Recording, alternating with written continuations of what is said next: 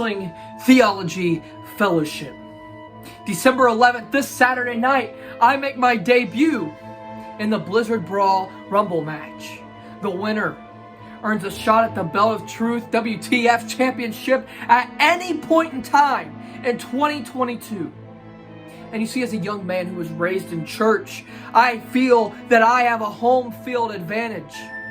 As I am the God-given Mr. By the Book, Gaston LaRue, I feel that stepping into that ring, that I have home court.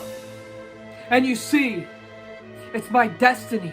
I feel that this is my destiny, my God-given right to win this Rumble. I'm going to throw out however many people it takes to win the Blizzard Brawl Rumble.